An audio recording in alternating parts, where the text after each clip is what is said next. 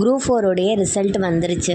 எல்லா அகாடமிலையும் ப்ரொமோஷனுக்காக எங்கள் அகாடமியில் அவ்வளோ பேர் பாஸ் ஆகிட்டாங்க, எங்கள் அகாடமி ஸ்டேட் ஃபஸ்ட்டு வாங்கியிருக்காங்க அப்படிலாம் போடுவாங்க. அதெல்லாம் பார்த்து மறந்துடாதீங்க.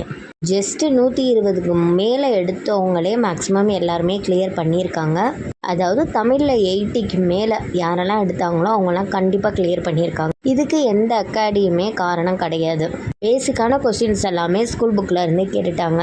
வெளியிலேருந்து கேட்குற கொஸ்டின்ஸுக்கு நம்மளோட அனாலிசிஸ் படி தான் ஆன்சர் பண்ணியிருக்கணும்.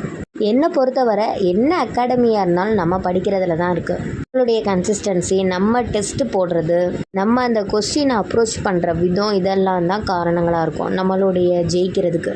அடுத்து வர்ற குரூப் 1, குரூப் 2, குரூப் 4 எல்லாம் நம்பிக்கையோடு எதிர்கொண்டு கண்டிப்பாக கவர்மெண்ட் வேலைக்கு போகிற வழியை பார்க்கலாம். நம்மளுடைய சேனலை ஃபாலோ பண்ணி வச்சுக்கோங்க. என்னோட சேர்ந்து நீங்களும் படித்து ஈஸியாக கிளியர் பண்ணிடலாம் எக்ஸாமினேஷனில். வேக்கான எந்த அத்தாரிட்டியும் நான் கொடுக்கறதுக்கு தயாராக இல்லை.